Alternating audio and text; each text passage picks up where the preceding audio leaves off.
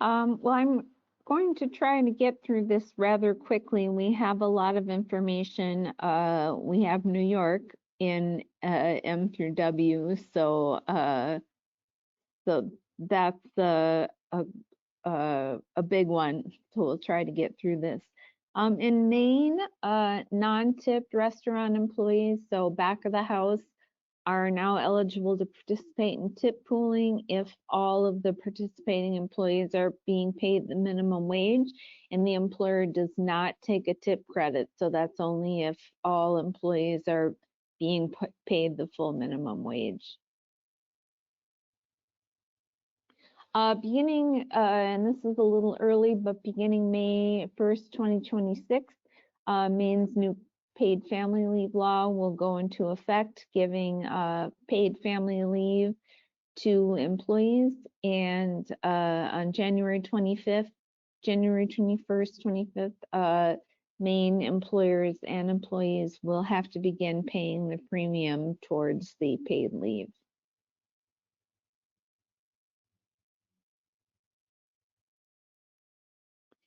Michigan, Maryland, also beginning May 1st, 2026, and that's a ways off.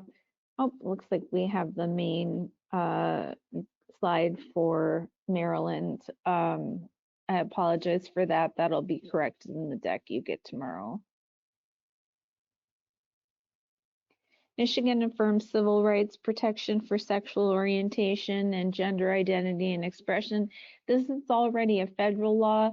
However, this allows clients to bring claims under the state human rights law as well as the EEOC.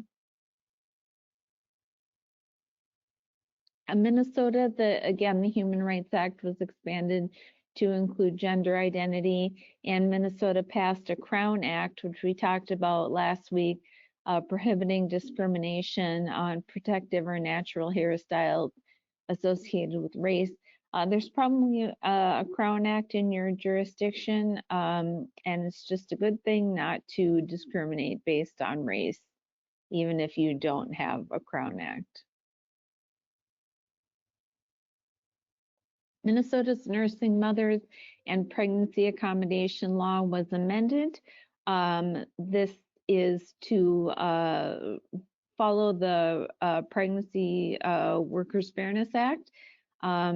So it requires notice at the time of hire and at the time the employer finds out the employee is pregnant. So this is something that needs to go in your employee handbook or in the hiring packet. And again, all Minnesota employers employing one or more employees must provide pregnancy accommodation.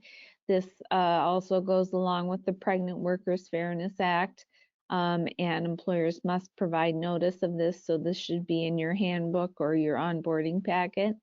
Also in Minnesota, employers are prohibited from mandating attendance and at employer-sponsored meetings about religious or political matters. That includes meetings about union organizing. Minnesota, there's a Supreme Court held that an employee claiming hostile work environment must present evidence that the hostile work environment is severe or pervasive, not just showing discrimination, but there's a higher standard there. Age-based disparate treatment can demonstrate an adverse employment action by establishing constructive discharge based on intentional discrimination. So there are different standards to age-based disparate treatment and generally an employee claiming discrimination under the MHRA. Minnesota enacted a statewide earned sick and safe time leave. If you are not already prepared to put this into place, you need to get prepared now because it was active January 1st, 2024. This is very similar to most states' paid sick leave laws. but you should check out the Minnesota ESST if you work or if you operate businesses in Minnesota, because you're going to need to be prepared. Minnesota, their ESST law provides an alternative procedure that you need to front load 48 hours of employment in the first year, and then you can pay out in cash the value of the unused hours, and that will require you not to carry over into the next year. The other option is to front load the full number of hours with no payout at the end of the year. In other Minnesota municipalities, they have their own ESST laws. You should go with the most employee-friendly law where you are operating. Minnesota has banned all non-compete agreements signed after July 1st, 2023. So you're no longer allowed to have a non-compete agreement in Minnesota.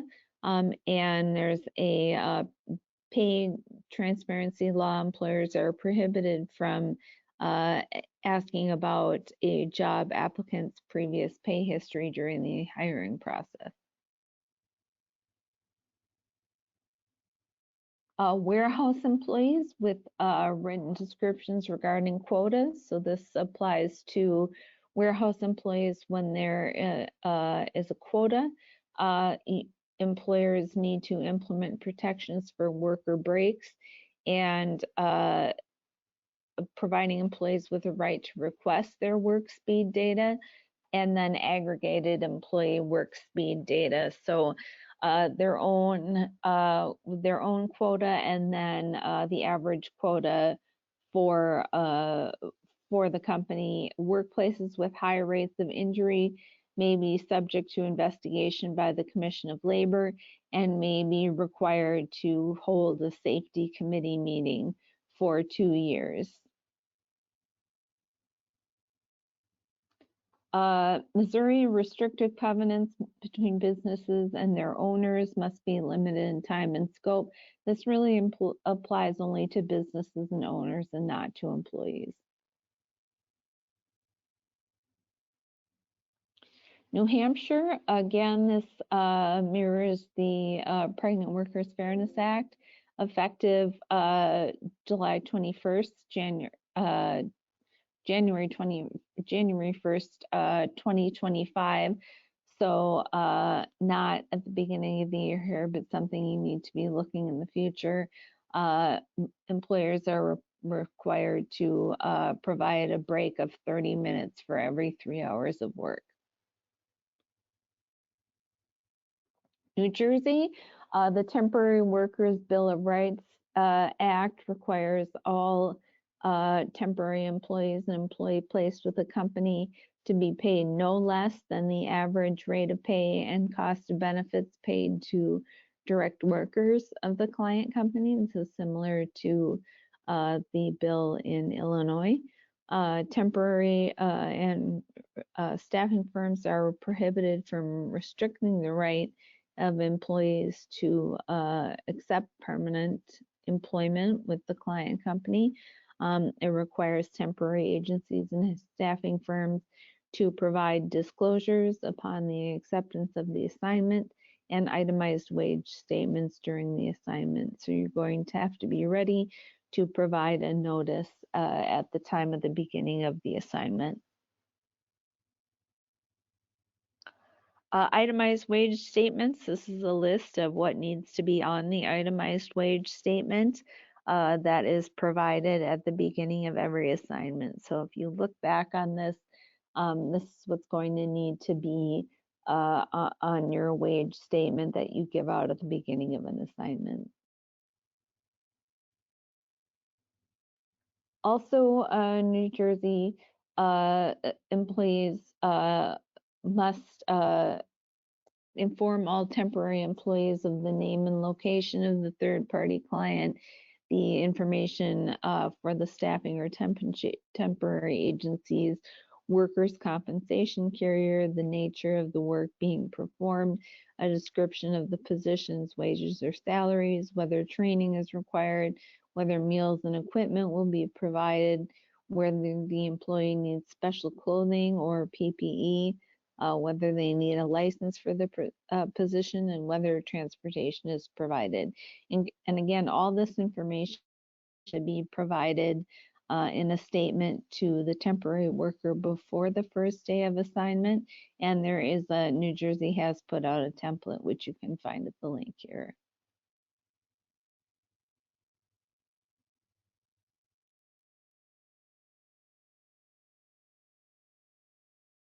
New Jersey, certain service workers working in covered locations are protected from the sudden expected loss of employment due to changes in ownership. They're entitled to specific notice and also benefits. This is not every industry, so you need to check and see if this applies to your industry.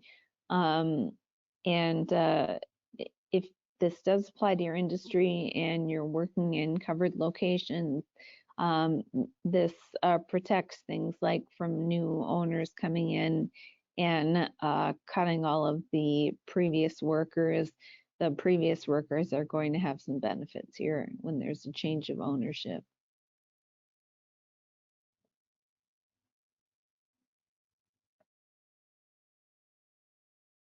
New York's equal pay law requires employers asserting the affirmative defense that pay disparity may be based on any factor other than sex must show the factors are job related. So that's something that the employer has to show. Again, employers are prohibited from requiring employees to end meetings. The New York State human rights law was also amended to add gender identity or expression and creating a protected class for discrimination against interns. The New York City human rights law expanded the definition of domestic violence to include victims of acts or threats of economic abuse in a committed relationship or with a current or former spouse. Again, the New York State Department of Labor must give employees at the time of hire a model lactation policy. The model lactation policy can be found here at the link. Again, that's something that needs to be provided at the time of hire, so get that in your handbook or your onboarding paperwork. The New York City human rights law was amended to ban discrimination based on height and weight. And the New York State Department of Labor finalized updates of its sexual harassment model training, and they've also provided a template to aid compliance with state laws and an updated training video that you can use for your training.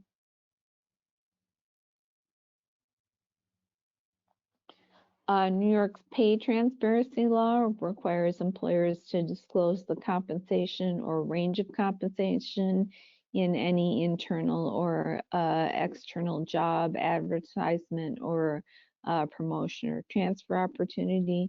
You need to disclose the salary and the or the compensation range and the job description for the position in postings for hiring. The wage disclosure law applies to advertisements for jobs that will be physically performed in New York or physically performed outside of New York, but the employee reports to a supervisor office or other work site in New York. And Albany County has also released the pay transparency law, requiring employers to disclose expected pay ranges in job postings. New York's paid family leave expanded the list of family members who the employee can take leave to care for. New York City, the city amended its Earn Sick and Safe Time Act. So you want to be sure you are compliant with the new rule if you operate in New York City and you update your previous policy. New York, with some exceptions, agreements that assign an employee's rights in an invention to their employer, even when the employee develops the invention on their own without using the employer's property, are unenforceable. So that's something that is usually found in a restrictive covenant at the beginning of the employment, where the employee assigns all rights in any inventions to the employer. This is not going to be allowed anymore.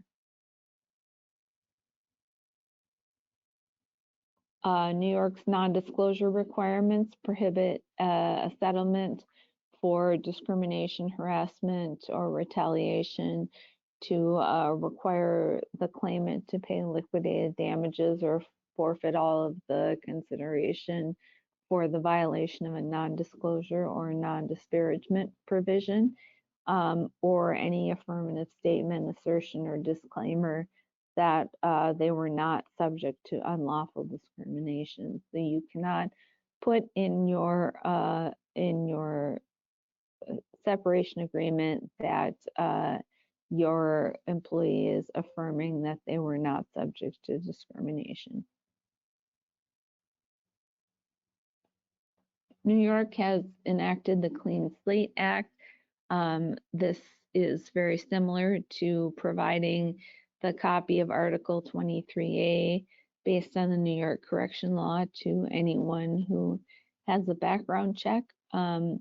This applies, more records will be sealed. So there are fewer information regarding background checks that's going to be available, and there is liability if you disclose the records without the individual's consent, and a substantial factor in damages is caused by the disclosure. So this includes sharing the information, the background check information with the client company. If you are a staffing agency, you just can't do it.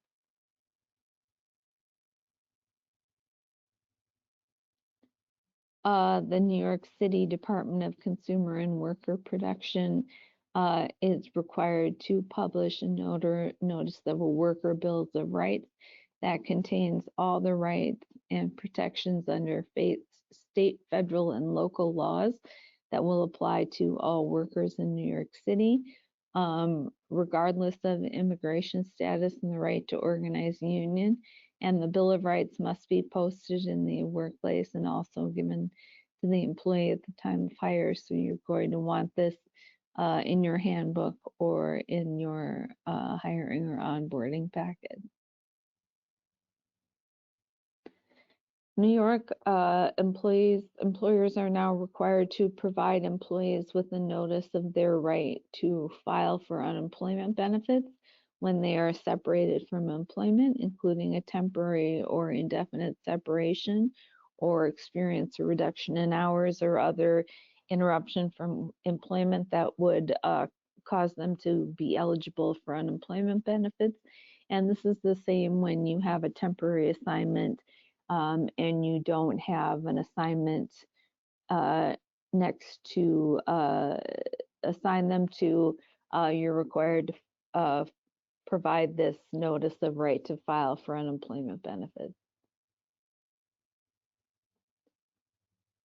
This is the AI law that is exclusive to New York City, but you're going to see these. I believe Connecticut had a law or a bill in their legislature this year, and it didn't pass. But you'll be seeing more of these AI laws, which requires a bias audit conducted on an automated employment decision tool. And it's got to be evaluated by an independent auditor to assess its disparate impact on persons of any race, sex, ethnicity. You need to have that evaluated by a bias auditor to make sure that your automated employment decision tool is not being biased, and you must post a summary of the results of the most recent bias audit on your website.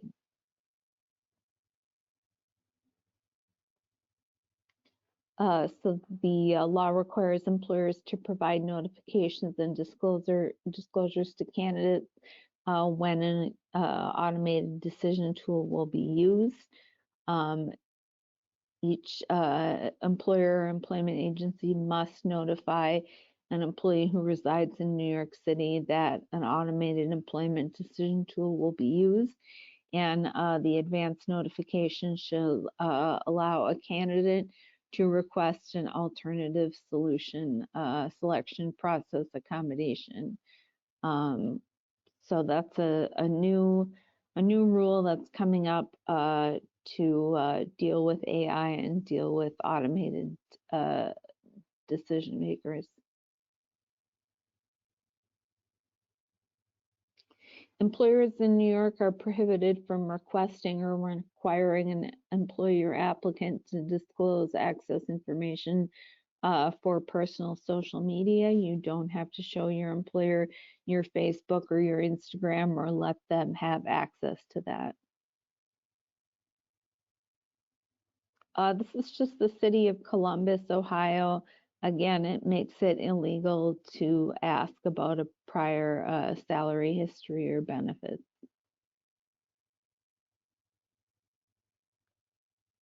Ohio has also passed a recreational marijuana law. However, this does not require an employer to accommodate use, possession, or distribution of adult use cannabis. So you can still in Ohio make laws prohibiting the use of marijuana, even if it's not in the workplace. Oregon expanded eligibility for their protected leave to include bias crime victims.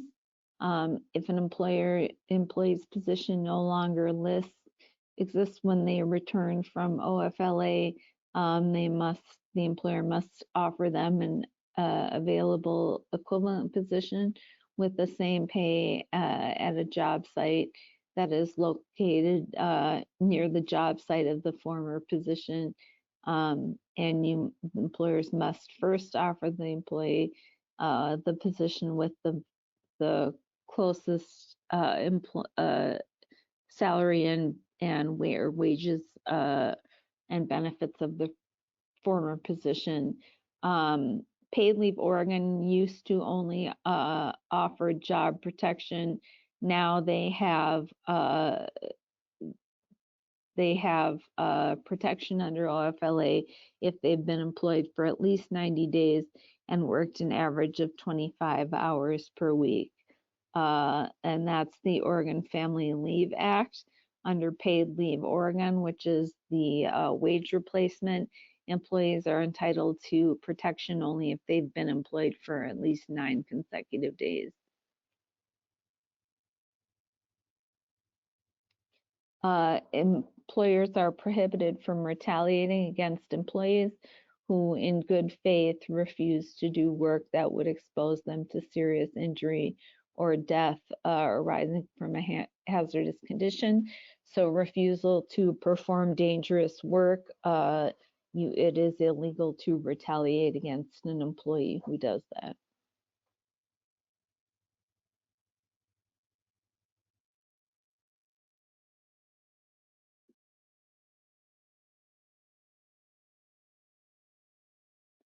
And penalties increase in Oregon for employers that knowingly or willfully violate the wage and hour laws.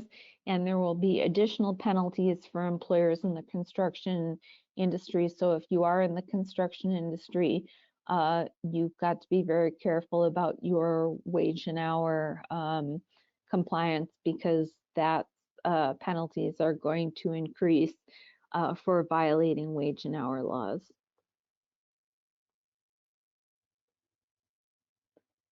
Uh, Rhode Island, the use of non-disclosure or non-disparagement agreements regarding civil rights abuses as a condition of employment is prohibited.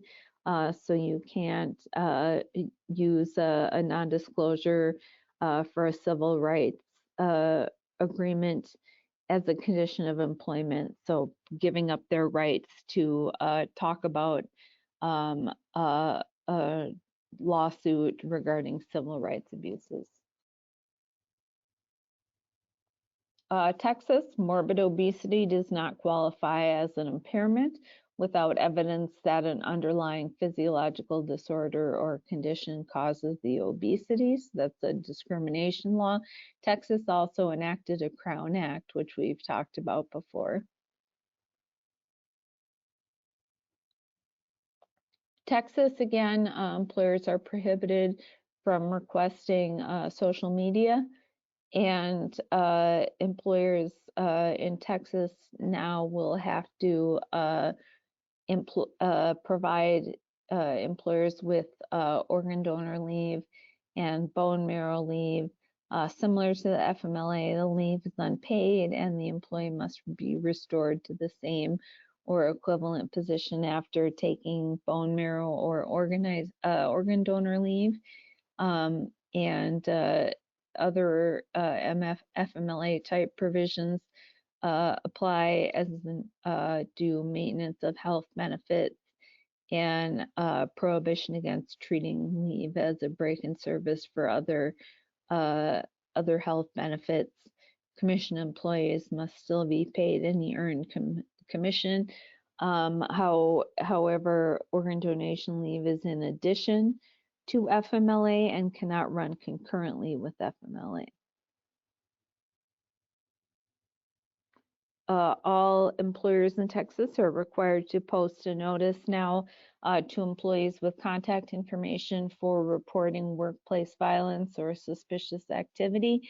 If you receive posters and handouts from our partner Poster Elite, they will keep you updated with this, with all of the notices that you need to post, and they will be able to have this for you to post in the workplace.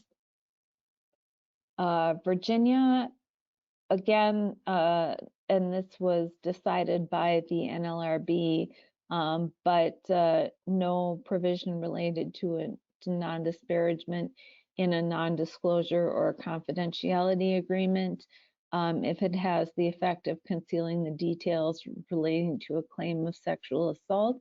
So sexual assault lawsuits that settle cannot have a non-disclosure or confidentiality agreement as part of the settlement.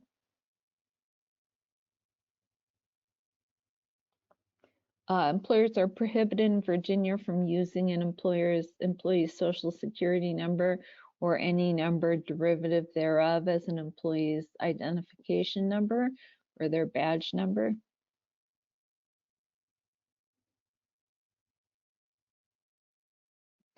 Washington, warehouse employees, again, when establishing a quota, employers have to consider time for rest breaks, travel to the rest break location, the meal break location, the restroom, time to perform any other activities, time to take any action necessary to maintain health and safety standards.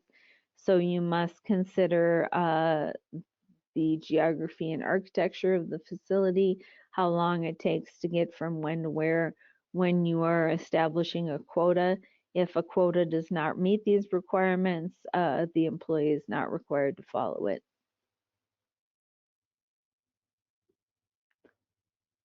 Effective January 24th, an employee, an employer, or a third parties acting on behalf of the employee or employer are now permitted to request access to records related to paid family, medical, or leave claims. Washington employers are prohibited from making hiring decisions based on off-duty cannabis use or a positive pre-employment drug test detecting non-psychoactive cannabis metabolites. So this is essentially prohibits you from discriminating in hiring or in discipline during employment for a positive test for cannabis that occurs from off-duty use of cannabis. Wisconsin, a formal diagnosis at the time of an employee's request for an accommodation is not required to raise the protections of the Wisconsin Fair Employment Act. So an employee can request an accommodation without having a formal diagnosis at that time. So thank you all for hanging in with me. I realize we went 15 minutes over the time, but it looks like most of you hung in there and listened to all the information we had to share today. Again, you will be getting a copy of the slide deck and also a copy of the recording. If you have any questions about becoming a client or the packages we have, please email info@myHRcounsel.com. If you are a current client, please open a ticket in our Ask portal to get more information and get a legally backed answer. So thank you all for participating today. I hope you all enjoy the rest of your day.